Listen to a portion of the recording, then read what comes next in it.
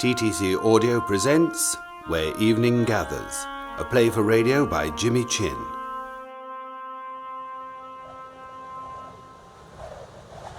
Where Evening Gathers.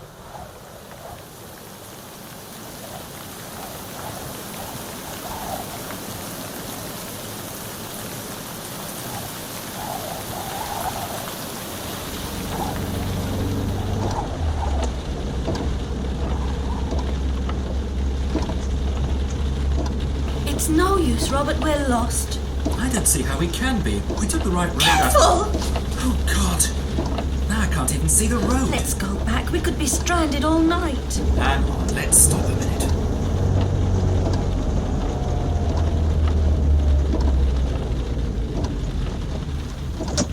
Put the light on. Now, where's the map? Map's useless. This place is so off the beaten track it isn't even marked. Give it here. I never were much good at navigating. Oh, thanks. Look, let's just turn back. I don't like this at all. What's the point of turning back? We might get just as lost. Oh, my God. What? Susan, what? There's something looking at us. Through the windscreen. You terrified the wits out of me. It's a cow, Susan. She's probably more afraid of us than we are of her. Please, Robert, I want to go back. Got it. That's the road, see? Hang on. You're not getting out. You'll get soaked. I just want to see if there's anything that might give us a I clue. said it was madness to attempt this journey after dark. Pure madness. Susan, there it is! What? Light. See? In the distance. A light. It could be anything. What? Stuck in the middle of the moors? No, that's it, all right. The only house for miles, the bishop said. He also said it was wiser to come by daylight. Nonsense. People only get lost on the Yorkshire moors in priestly novels. See, it's definitely the rectory. Hooray! You know, for a curate's wife, you have surprisingly little faith in me. Cheer up. Soon be there now.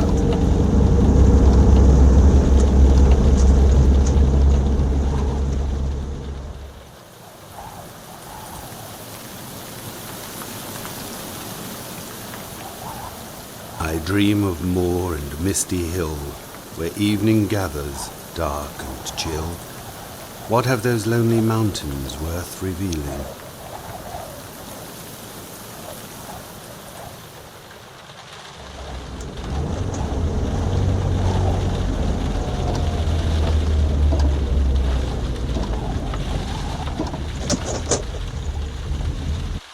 Here we are. You see, the rectory. Is this it? You sound disappointed. It looks godforsaken, Robert. I expected... Dracula's castle, I know. Aren't you happy? I'm cold, that's all. Come on, I'll put my arm around you. Warm us up a bit. If I wipe the steam off this windscreen, we might have a better view of it. Robert, What now? why is it such a distance from the church? There is a reason. Something to do with an eccentric rector. He fell in love with one of the Bronte sisters, I believe. He had this built in order to be closer to her. Oh, how romantic. It's in the parish records somewhere. We must look it up. What's that? Now, don't start all that again. It's a dog, I should think. Maybe it's just the wind. Do you think you'll like it? We'd better see inside first. What's his name? Wood. The Reverend and Mrs. Wood. But we're to call him Hector, the bishop said. Hector the Rector. You can't be serious. Now, no laughing. I know what you're like. I'm sorry, but you must admit it does sound quite funny. Come on. We're getting all steamed up again. Let's make a dash for the front door.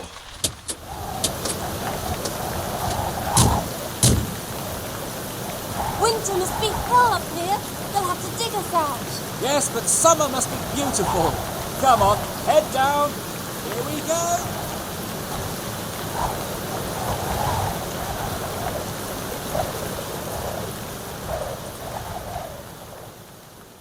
The summers are beautiful. The moor looks magnificent in the sunshine. And in the mornings, when the sun catches the great east window on the stairs, it spreads the most amazing colours across the hall. I'm not to come again, Hector. I'm not to come again. And you can run across the moor without danger. It can be quite breathtaking. Hector, I'm not to come here again. Well, there are toasted buns for supper and hot cocoa. And the room over the conservatory. You could stay at weekends.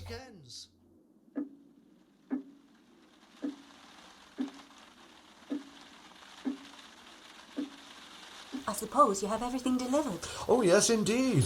We have the car, of course, but I'm a little past it now. My eyesight is not what it was. And my wife, well, as you can see, she's confined to her wheelchair. We have visitors in the house, Dory dear. Our new curate and his charming wife. Good evening, Mrs. Wood. You must forgive my wife. She hears, I'm sure of that. But sadly, she's unable to communicate. You see, she does try to speak. A stroke. Such a gentle word, I always think, for something so crippling, so final. Won't she get better? Now, a sherry, perhaps. I do believe we have some tucked away somewhere. I may call you Robert and Susan, may I not? Please do. Your front door was standing open. Is that wise on a night like this? Oh, wise? I'm a man of God, Robert. I fear not man or beast. Here we are. Now, this should warm you up. Now, you will share the house with us, I'm told. If that's all right. We could always find a flat in the village, of course. Oh, nonsense, Susan. You're more than welcome. Dory will enjoy having another woman in the house. Won't you, dear? You see, if only she could talk. Here you are, Susan. Thanks. Robert. Thank you. Cheers and welcome. Thank you. Your good health. Now, shall you stay tonight? The moor can be treacherous on nights like these. Was that a cry? Oh, never fear. One grows quite accustomed to strange noises living out here. It sounded almost as Well, if... it's something to do with the old mine shaft over at Crossfell. For a long time I thought it was a fox in distress. But no, it's only the wind in the old mine shaft. Shall I take Sheba for a run? Hector, shall I? We thought we heard a dog. What? Do you keep a dog? Oh, yes, indeed. Dory and I may be the only humans here, but we do have Sheba. She's very old now and rather infirm, but she still enjoys her run on the moor. You'll forgive me saying so, and it really is none of my business. But you both seem so young to be coming to work in such a quiet and uneventful parish as this. Someone more lively, I would have thought. Oh, no, we like it. I was born not far from here, you see, over the moor at Dob Cross. I see. I moved away when I went to university. Robert and I met there. We married and, well, one day I brought him back to meet my family and he fell in love with the place. Oh, yes. Yes, I like the loneliness, the expanse, the desolation, if you like. Is that on? No, not at all. It can be very beautiful. One is somehow closer to God on the moors than anywhere else in the world. And in our business, that helps. Yes, indeed, Robert. Indeed.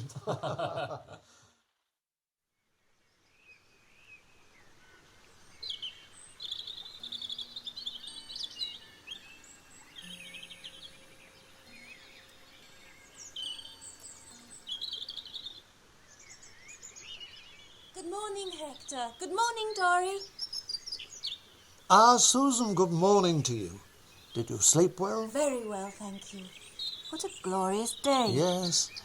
I often wheel Dory out here into the garden when the weather's fine. She loves the view. Don't you, dear? Hector, are you sure we're the only people up here? Absolutely sure. Our nearest neighbours are down in the village. Why? Oh, nothing. It's just that as I drew back the curtains, I'm sure I saw a boy. A boy? Yes, over there, by the path beyond the elms, close to the woods. I'm sure you must be mistaken. No, I saw him. Yes, of course, the boy. Oh, I'm sorry, how foolish of me, Susan. You know him, then? Well, he comes occasionally to take Sheba for her walk. He loves dogs, you see. Is he out there now? Well, he was. He had reddish hair, pale complexion, freckles, and piercing blue eyes. Ah, yes. Yes, that would be him.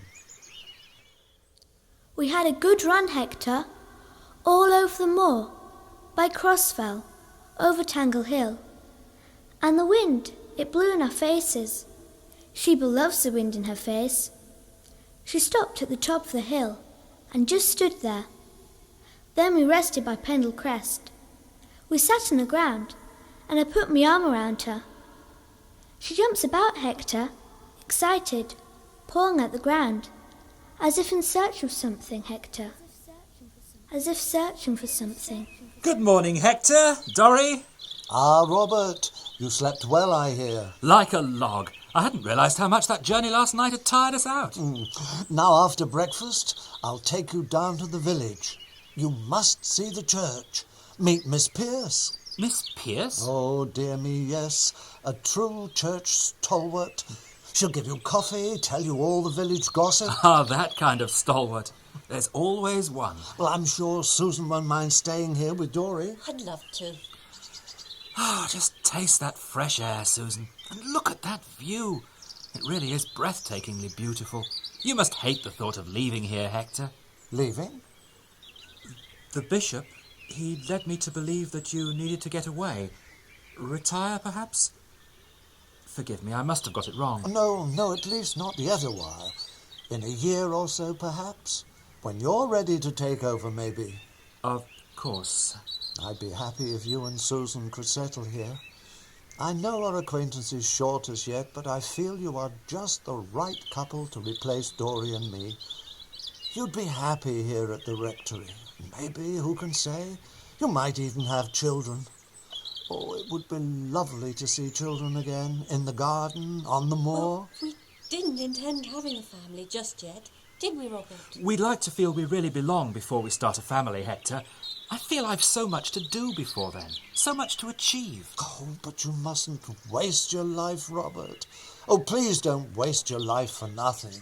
For nothing, Hector? Oh, not for nothing, of course. I didn't mean that. But life is so short. Perhaps it's one of the perils of growing old up here on the moor. Up here where everything is so permanent, living a life that is so fleeting, so transitory. Hector, look at Dory. She's trying to point to something. Oh, poor Dory. I often feel she sees things which we cannot. Come along, Dory. I'll get you inside. We have sausages for breakfast, sausages and homemade marmalade. And after breakfast, Susan is going to stay with you while Robert and I go into the village. Look, Robert. What? There is a boy, see? There, hiding among that clump of trees. I can't see anything. There, surely you can see him. It's your imagination, darling. There's no one there. I'm sure I saw him. I'm sure I did. Susan, you're shivering. What is it? Something's wrong here, Robert. Wrong? Rubbish. What on earth could be wrong? I can sense it. Something's wrong.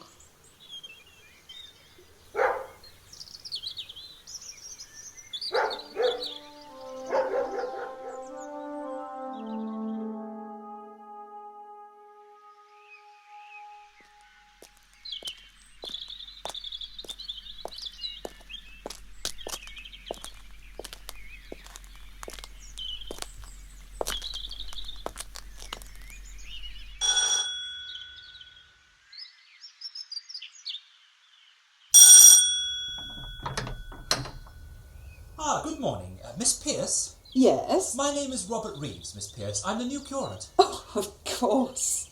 Do come in. The rector rang. He said I was to expect you. The coffee is all ready. Thank you. I do hope you prefer coffee. I could always make some tea. No, coffee would be splendid. What a delightful cottage you have. Thank you. It suits me. We always lived up at the big house. I was born there. But when Mother died, then Father, it obviously became far too large for me, so I sold up and moved here.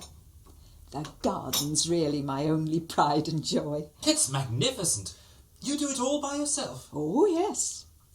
My garden and the church are my only passions in life. Oh, do sit down. Milk and sugar? Just milk. The Reverend Wood has told me how generous you and your family have always been to the church. Well, let's say we've always felt it our duty to do what we can for our little community here. Your coffee, Mr. Reeves. Thank you. You're much younger than I'd expected.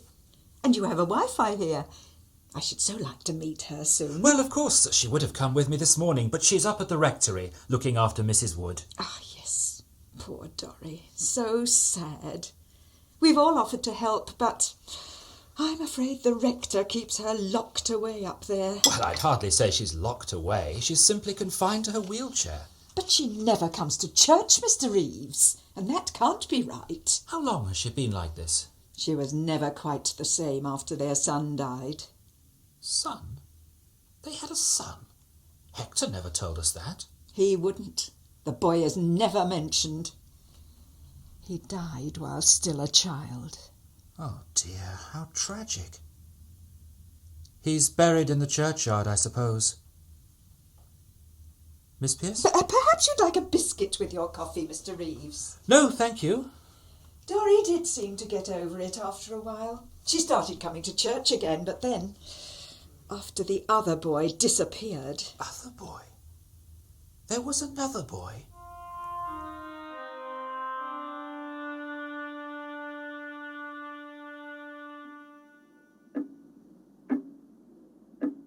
Well, here we are, Dory. Alone, you and I. What am I supposed to say? What am I supposed to do with you? I know. I'll place you by the open window, and you can sit and look out at the view while I busy myself in the kitchen. There we are. Look at the way in which the moor sweeps down from Tangle Hill. Quite beautiful. What is it, Dory? What can you see out there? She's looking out across the moor. Oh, God. She often does that. I've seen it before. Who are you? What are you doing here? But she never does it when Hector's here. She knows he wouldn't like You've it. no right to come in here without knocking. What do you want? I've come to take Sheba. She likes to run in the moor. Are you unhappy? Unhappy? Perhaps you don't like it here. You were talking to yourself. I wasn't. I was talking to Mrs. Wood. She doesn't hear. She doesn't speak. She doesn't speak because she's unable to. But that doesn't mean she can't hear. She's had a stroke, that's all. People with strokes can usually hear everything. I saw them leave. I thought the house was empty. Well, it isn't. I'm sorry I was sharp like that. You startled me. What's your name? Colin. My name's Mrs. Reeves. Colin? What did you mean just now? You said she often does that. Tries to point, you mean? Yes, I've seen it before. When I'm alone with her. And one day she spoke. Nonsense, Mrs. Wood can't do that. She did. She spoke. She called someone by name. What name? I'm not sure. I didn't quite catch. I think she's worried about the boy. Oh? There was another boy, before me. He used to take Sheba for walks, a long time ago. But he got lost on the moor. Sheba had to come home alone. Did they find him? No, they never did. They think he fell. It was dark, you see. It was night, and he must have fallen.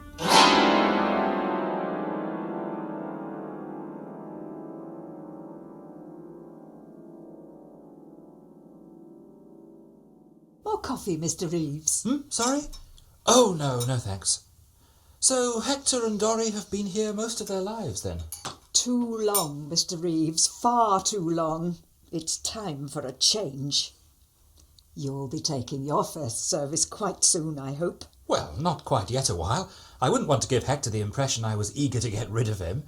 And I am still only a curate, Miss Pierce. Far be it from me to speak harshly of anyone, Mr. Reeves. But I think I speak on behalf of the entire village when I say, the sooner you and your wife can take over the church and its duties, the better. Sadly, Reverend Wood is no longer popular here. Oh dear, I'm sorry to hear that. Is that perhaps what the bishop was hinting at when he interviewed me? I have met with the bishop on several occasions and spoken of our feelings. At first I was ignored. I was fully aware that he thought that I was just a silly, interfering old woman. But then, when the Bamford boy disappeared... What actually happened to him? I'm afraid none of us know. He simply vanished. But life in our small village has never been the same. Forgive me, but you seemed to imply earlier that the boy's disappearance had some effect on Mrs. Wood. It had a profound effect upon us all, Mr. Reeves, but on the rector and his wife in particular. It was about that time that Dory had her stroke. But surely that wasn't... Perhaps you'd like to look at my garden, Mr. Reeves. Well, yes, Miss Pierce, I'd like that.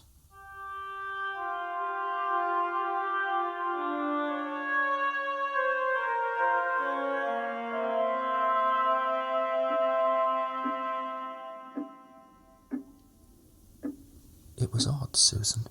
Very odd. I walked through the village with Hector this morning, and no one spoke to him. In fact, and this may sound strange, no one even looked at him. You know how everyone always says hello to a country vicar, but not here. It was almost as if they were avoiding us. And this Miss Pierce, who's she? Some sort of minor landed gentry seems to run the entire village by the sounds of it. I was left with her while Hector visited the hospital on his rounds, but she told me some fascinating details about Hector and Dory, and I'm sure I'm not inventing it. Something hung in the air, something unspoken. What details? She told me they had a son, and that he died young, well, still a boy, in fact. You see, I knew there was something. She also told me something else. About the missing boy. How do you know about that? A lad turned up here this morning, just after you and Hector had left for the village. It seems he takes the dog walking on the moor. He told me the story of how this boy just disappeared. Lost on the moor, apparently. Never seen again, Robert. That's what Miss Pierce told me. And although she didn't actually say as much, she seemed to imply that people blame Hector for it. Why? It seems the boy left home one afternoon to come up here to the rectory, but he never returned. His parents run a farm over at Barstow Point, the other side of the hill. Apparently they've cut themselves off from everyone. They never come to church anymore. Perhaps you should go over and see them. Or I could go if you like. I think it's best left, Susan. It's none of our business. This all happened long before we arrived. We're supposed to live here, work here. We must know what happened. Shh, keep your voice down. We don't want Hector to hear. He'll think we're prying. But we are prying. I told you this morning. Something's not quite right up here. What about the boy I saw hiding? What about him? That's been explained. He arrived here, you said. It wasn't the same boy. There's another lad out there somewhere, I swear it. You don't mean... I don't know what I mean, Robert. But it's no use pretending everything's normal here, because it isn't. Good evening, Robert. I'm sorry, Susan. Did I startle you? We didn't mean to do that, did we, Dory? Hector, Dory, I've just prepared tea. How splendid. Tea, Dory, prepared by our guest. I've been telling Susan about Miss Pierce, a woman of character. Oh, formidable describes her best, I would have said. Wouldn't you agree, Dory? Ah, thank you, Susan. The tea is made, the scones are buttered, the homemade raspberry jam. The clock shall strike 4 ere long, all's well with our little world up here. There now, what did I say? Oh, there's something very cosy about a November evening at this hour. Between lights, as Dory used to say.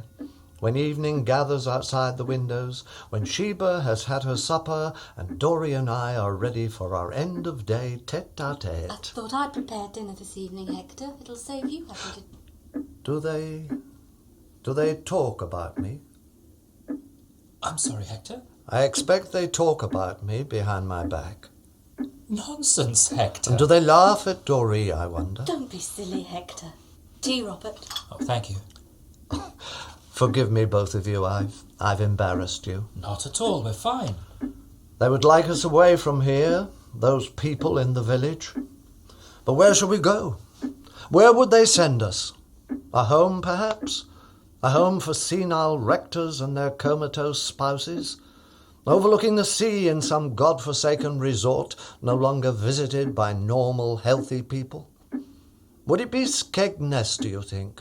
Or Fleetwood, perhaps? Yes, maybe Fleetwood.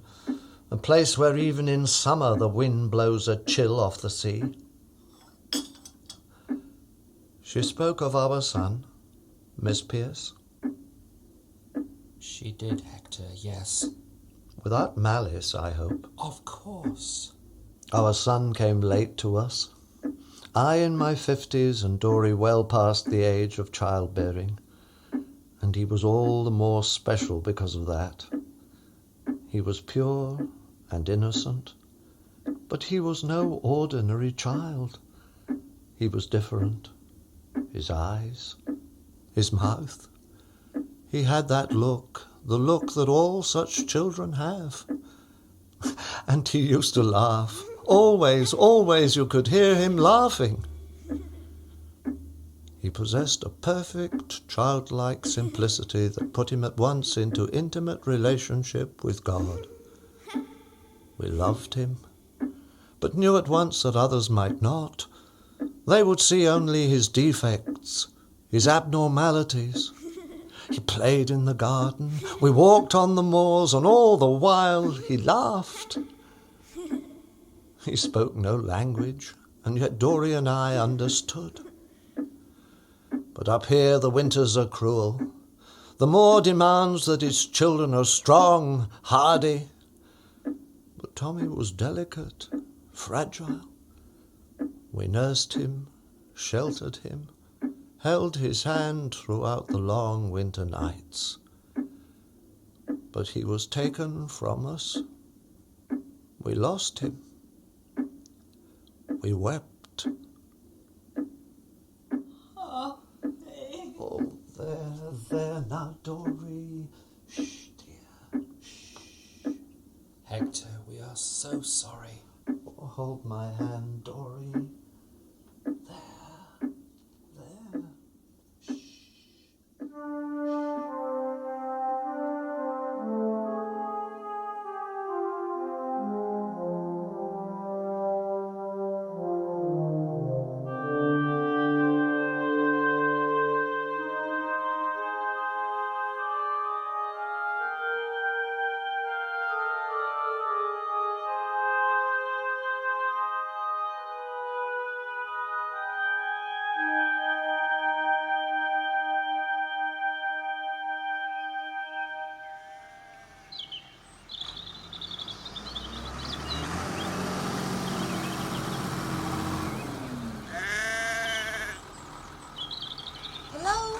Hello there. Morning! I hope I'm not trespassing. Sorry, I can't hear you. Excuse me, but are you Mr. Bamford? Hang on, miss, I'll turn this thing off. That's better. Can I help? Is this Barstow Point? That's Barstow Point over yonder. This is private property. I'm looking for Mr. Bamford. What are you wanting for? Who are you? My name's Reeves, Susan Reeves. If you're from one of them newspapers, you can bugger I'm off. not a reporter, Mr. Bamford. It is Mr. Bamford, isn't it? It's none of your business who I am. Now clear off my land. My husband's the new curate here. We've recently moved into the rectory with the Reverend and Mrs. Wood. We want no church folk here. We don't go to church anymore. We don't believe in all that stuff. I'm sorry to hear that, Mr. Bamford. And I know my husband would be.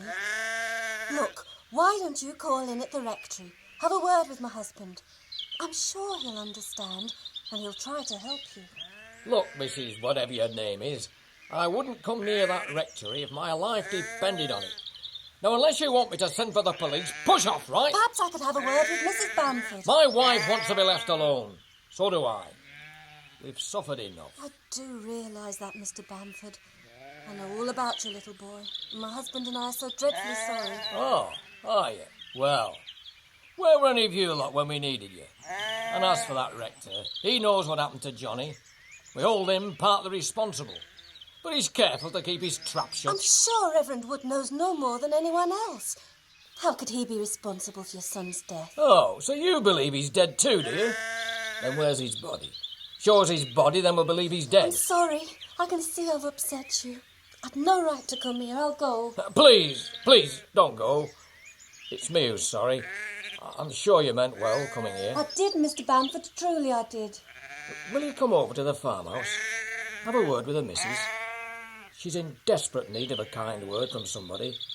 I've run out of things to say to her. Of course. I'd like to meet her.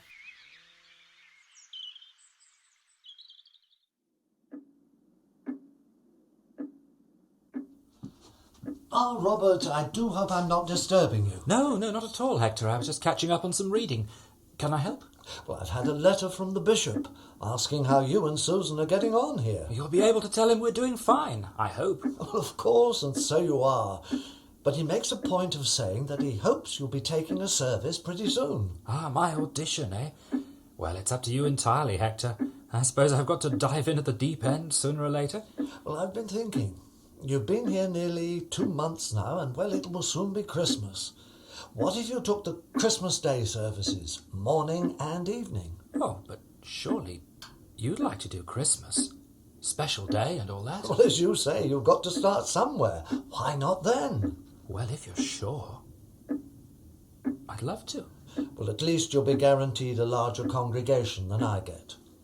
Yes, well, I suppose everyone wants to come to church at Christmas. That is not what I meant, Robert. You're a very kind person, and so is Susan. Well, where is she, by the way? She went for a walk, I believe. She'll be back for tea. Hector, she said she saw the boy again this morning. The boy? I'm sure it's only her imagination, a trick of the light, I suspect.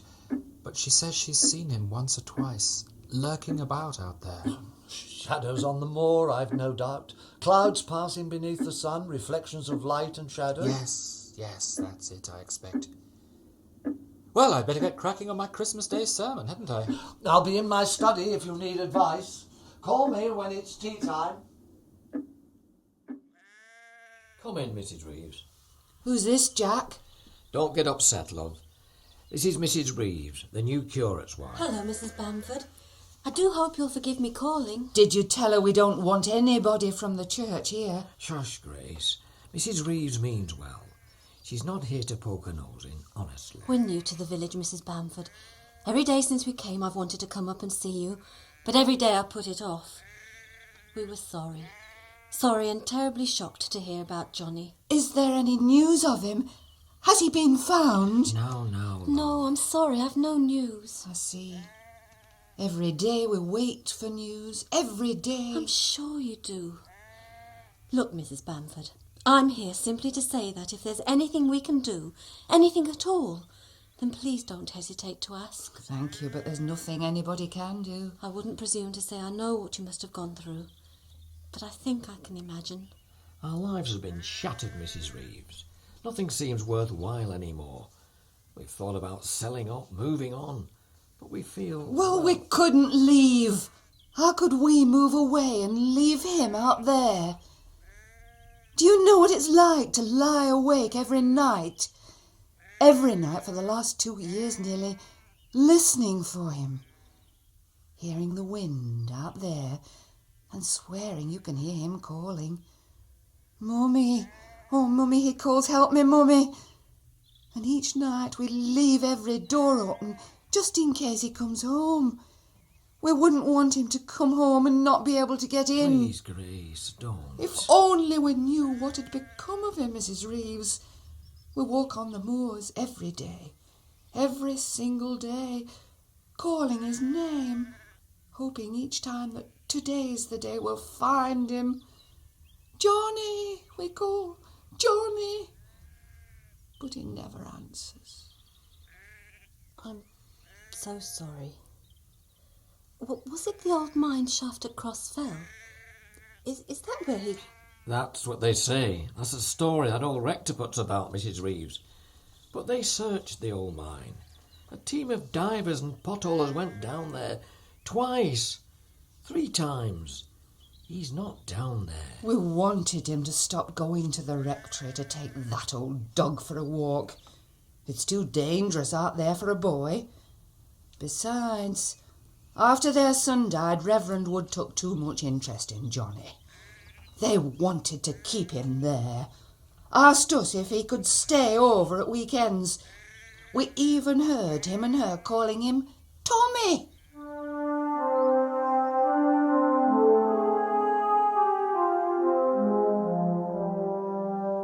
I'm not to come again, Hector. And you can run across the moor without danger. It can be quite breathtaking, Tommy. I'm not to come here again. My mummy says... Well, there are toasted buns for supper and hot cocoa. And the room over the conservatory, you could stay at weekends. I think you'd better go, Mrs. Reeves. She's upset. Yes, of course. But I would like to call again. I'm sure that if one day soon you could come back to church, perhaps when my husband is taking the service. Maybe. We'll see. We need time, Mrs. Reeves. That's him. That's Johnny. We had that photo taken just before. Just before he... Shh. Leave it now. No, I'd like to see the photograph, please, may I? Oh, my God. It's him. It's the boy on the moor.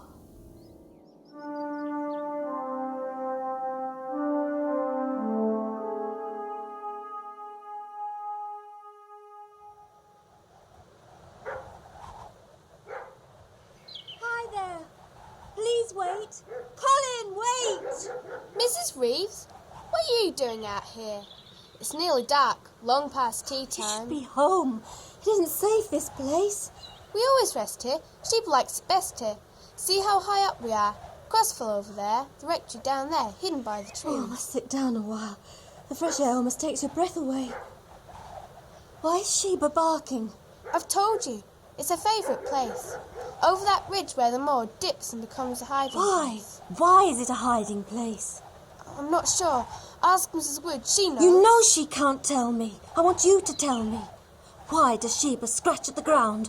What's out there over Tangle Hill beyond the ridge? You're hurting my arm, Mrs. Reeves. Please let go Why of me. do you allow Hector to call you by that name? Why does he call you Tommy? Why? It pleases him. It's harmless. Listen to me. You've got to stop coming up here, nor must you come to the rectory. Do you understand? I'll take Sheba from now on. We'll go a different way, down towards the village, where there are people, where there's life. But she won't go that way. I've tried it. She pulls on her lead. Please, Mrs. Reeves, you're hurting Promise me you won't come to the rectory again. Promise me. Promise.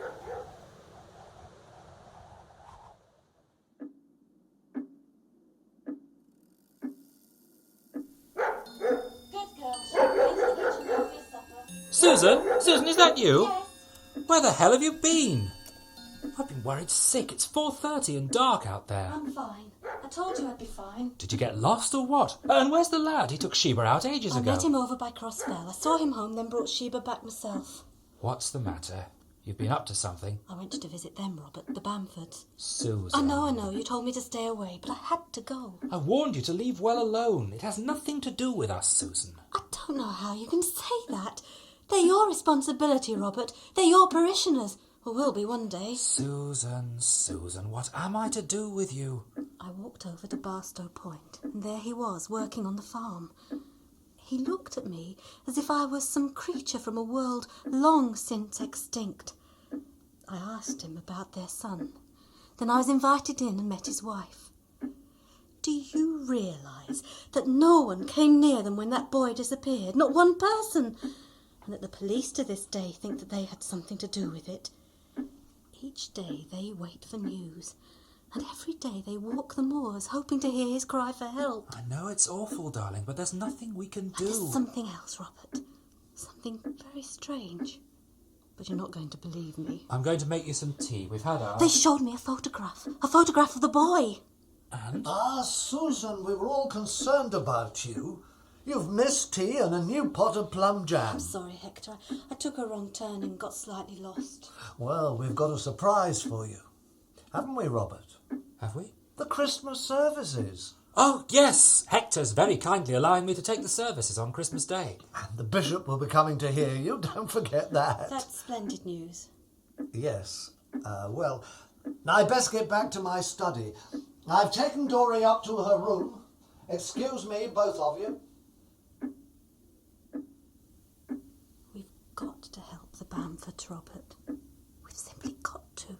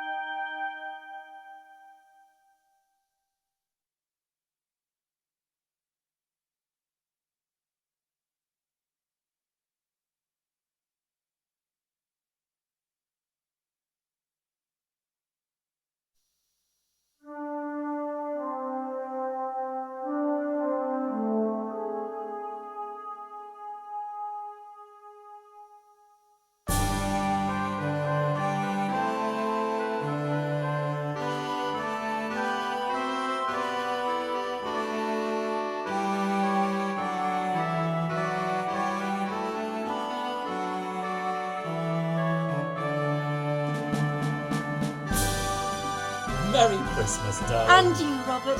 And to you, Hector and Dory. Happy Christmas to you both. And a very Merry Christmas to you, my dear young people. And I know I speak for Dory when I say thank you to you both. Nonsense. It's we who should be thanking you, Hector. Oh, no, we've done nothing. It's you who've made such an enormous difference to our lives. God bless you both. And may I wish you luck with your very first service in our little church. Thanks. And I'm going to need it. Look at the time. We'd better get a move on.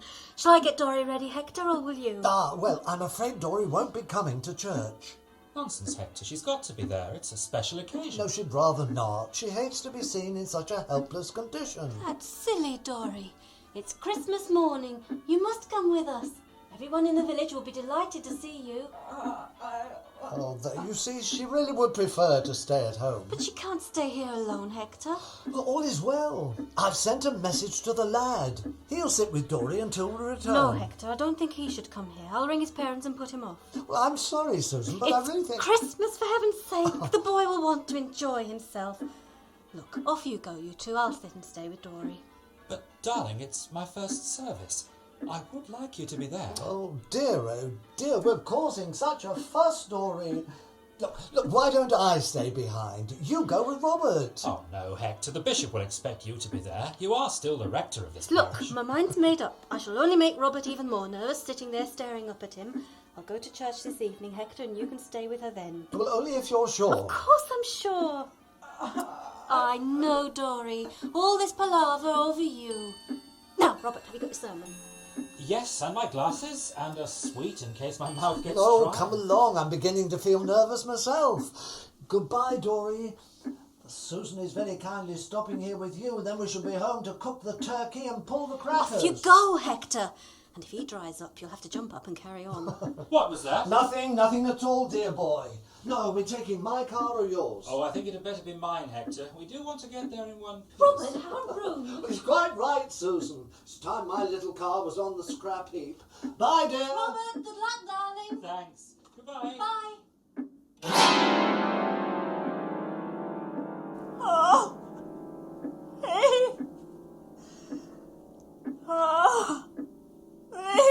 There we are, Dory. They've gone. Now you and I can prepare lunch. Dory, what is it? The windows? Is there someone out there? There's no one there now, Dory. There. There's no one there. He's gone now, Dory. He's gone now.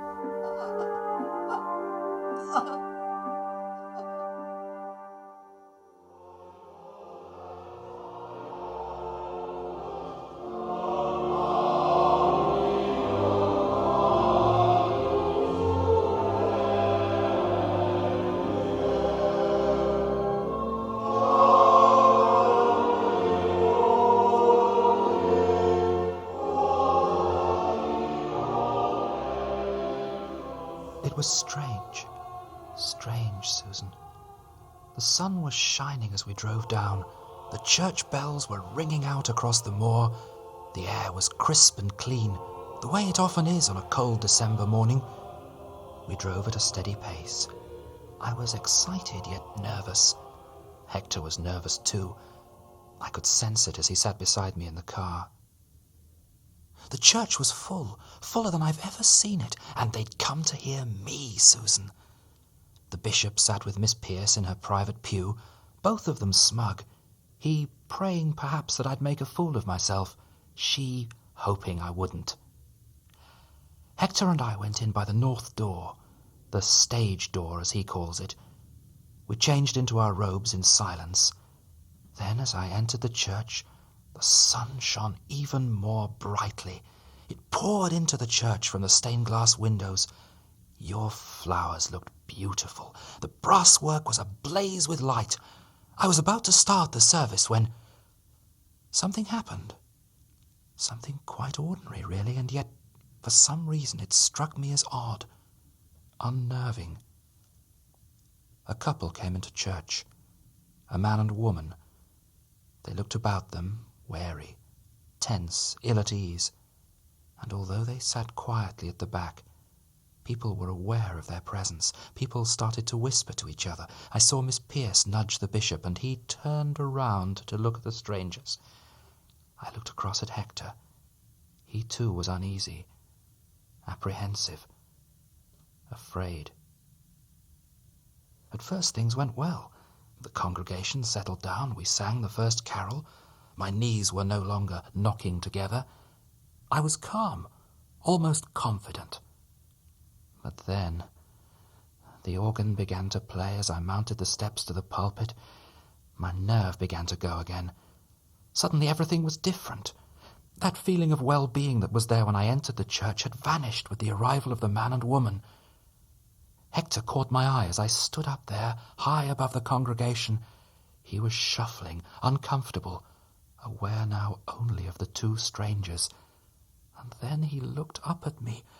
It was almost a cry for help, Susan, and there was nothing I could do. Suddenly, the man at the back stood up. He stood up, and he shouted across the church to Hector. What have you done with our son? I'm talking to you, old man. Call yourself a man of God. What did you do to our son? Oh, where's what did Johnny? you do to our son? Please, tell us what you did What with did you him. do with our son? Tell us what did you you do did with with our him. son? What did you do with our son?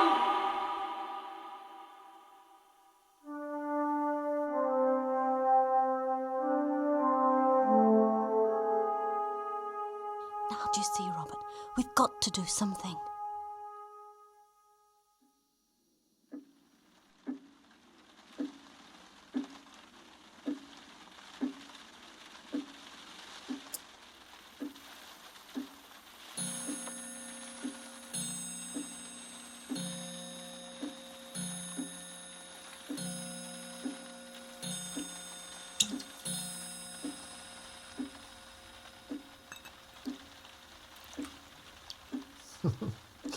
Just the two of us, Dory, like the old days. Just you and me and God rest you merry gentlemen, let nothing you dismay. Oh, listen to the rain. Can you hear it, dear, lashing at the windows? Christmas evening on our own, the good curate down at my church taking evensong. Are you warm enough, dear? Another sherry, perhaps? Just a small one before bedtime. Well, that's nice. Oh, it's been a bad Christmas day, Dory, and our last, I suspect. I think our time has come. I wish I had discovered the sherry earlier in my life. I've quite taken to it, Dory. It warms one, comforts, attacks at once the senses and sets them reeling. Life can seem much pleasanter through the haze of a sherry. Cheers, my sweetheart. Here's to our swift departure. Quiet, Sheba. Quiet now, my pet. I think you should sleep down here tonight, Dory. I'm in no fit state to carry you upstairs. I shall wrap you in swaddling clothes, stoke up the fire, kiss you God bless, and tiptoe out of the room when you've fallen asleep for the last time. Open your mouth a little more, dear. There. For thine is the kingdom, the power, and the glory. I shall pray for your safe journey, and if, when daylight breaks, I find you gone, I shall try not to weep. God rest you merry gentlemen, let nothing you dismay. Remember, remember. They shouted at me, Dory. They stood and they shouted, "What have you done with our son?" I felt my face on fire, Dory. My legs were weak, so weak that I felt I would fall down, humiliated in my own church. They want us out, Dory. I expect a letter from the bishop any minute. Young Robert will be summoned to appear at the high table. Tea will be served from a silver salver as once it was served to me. Robert will kneel and take his vows. Bells will ring, ecclesiastical robes will be donned, some in scarlet, some in gold and white. And the smell of incense will hang heavy on the air, warm and sickly, sickly and warm. And he upon high shall proclaim we wish to be rid of the old codger. He must tarry no longer, get shut of the old fool. I knew when Robert and Susan came, the end was near. But whatever I did for you, Dory. I'm sorry, Hector. We didn't mean to startle you. Robert and Susan. Dory, look who it is. Dory and I were just having our pre-bedtime tete-a-tete. Oh, come along in. You must be soaked. Would you like a sherry? Thank you, but no. How was Evensong? Many in? You never get a good house on Christmas afternoon. They prefer the telly and the cold turkey sandwiches. It was fine, Hector. Robert did splendidly. I knew he would. There's nothing to being a vicar, Robert, as long as you are good-looking, can sing passably well, and you're young. Please, Hector. Oh, join us, won't you? Here in front of a roaring fire full of strange faces. We'll leave the lights off a while yet, if you don't mind. I enjoy this half-light. I find it comforting. It's odd. Odd, you know, how the past comes flooding back to you at Christmas. Our long winters in front of the fire, Sheba lying there stretched out, our boy asleep upstairs. Oh, I'm remembering the day we came here, all those years ago. I'm seeing myself as now I see you. Young, hopeful, full of enthusiasm, Dory at my side, lost in wonder at the magnificence of the moor. We took our first walk together, along the ridge, over Tangle Hill up to Pendle Crest. And when we reached the top and saw the moor stretching endlessly into infinity, we knew then we would end our days here. I must be going now, Hector. I must be home. We need you with us. Oh, please, please. I can't stay. I've got to go. Mum and Dad want me home. They say I mustn't come here again. I mustn't come here again. I mustn't come here again. I mustn't come here again.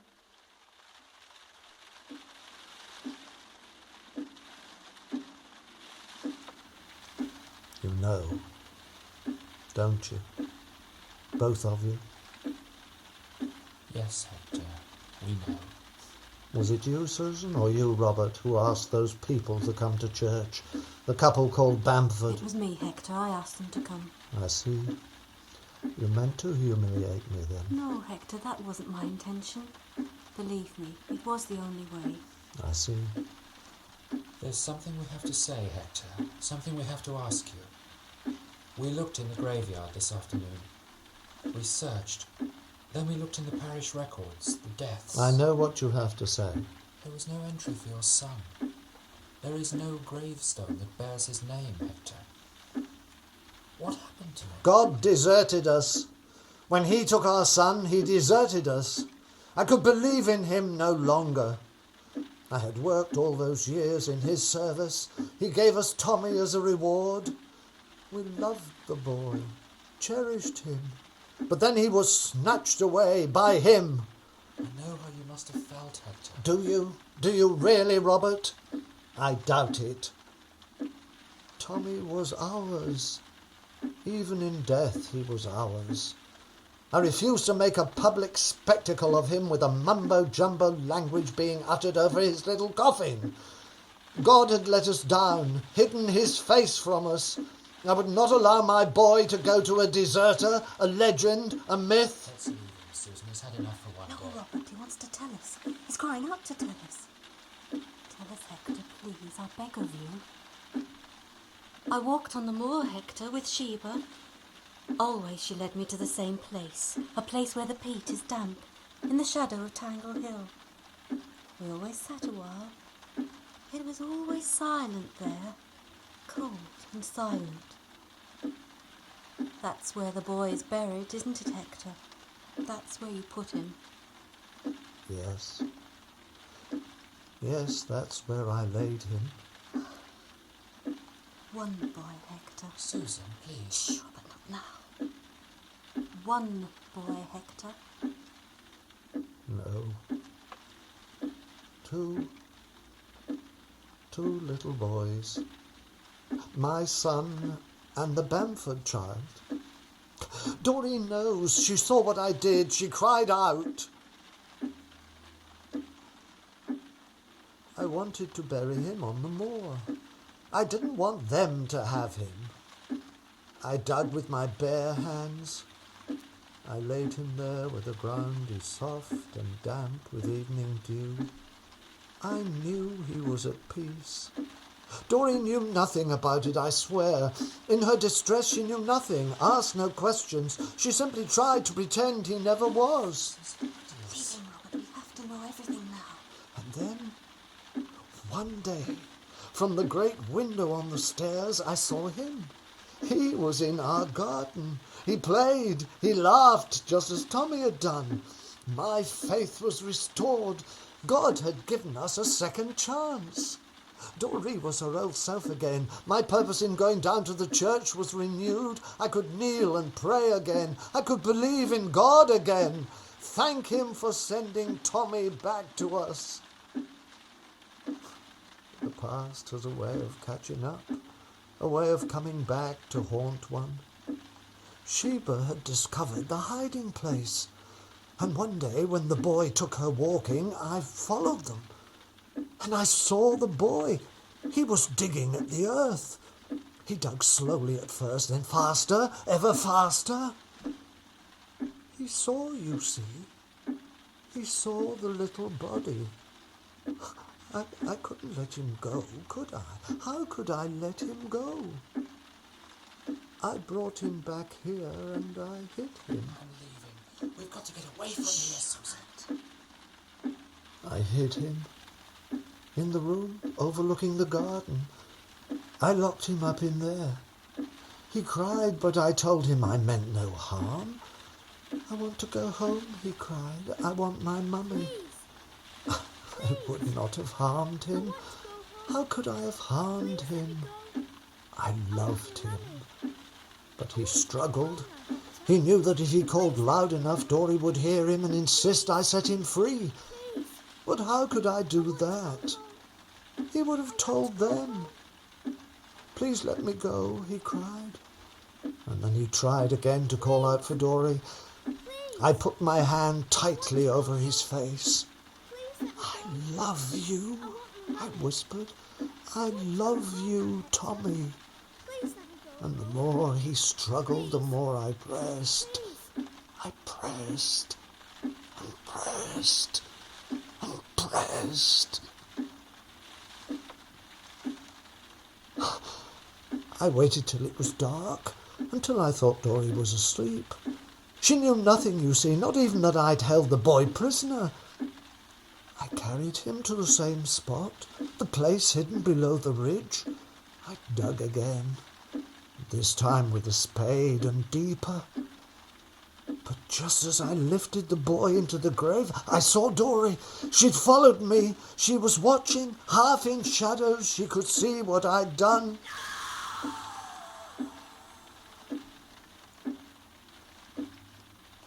Is that when she had her stroke, Hector? Hector? Yes, that's when it happened. She was never able to speak after that night. Poor Dory. How could she have lived through all that? Dory, we're so dreadfully sorry. If only people had known. Dory?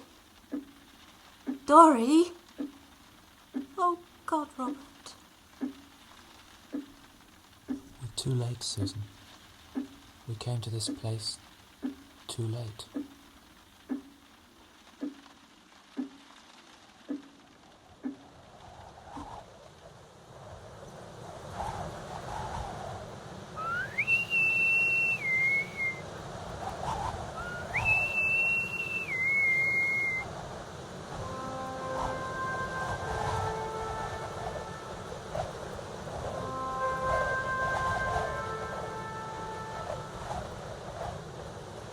I dream of moor and misty hill, where evening gathers, dark and chill.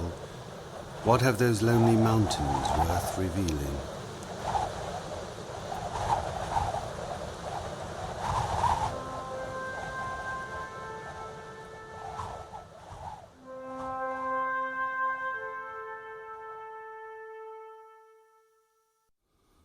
That was Where Evening Gathers by Jimmie Chinn.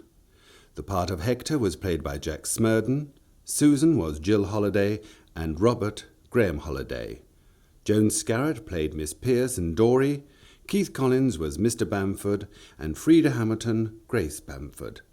Johnny was played by Alice Hesketh, and Colin by Chloe Hesketh. Recording and effects were by Charles Halford and Richard Eliot, assisted by Chris Davies. Live effects by Annie Davis and Bridget Norman. Incidental music composed by Chris Donovan. The play was recorded at the Dapre Studio and directed by Kenneth Mason.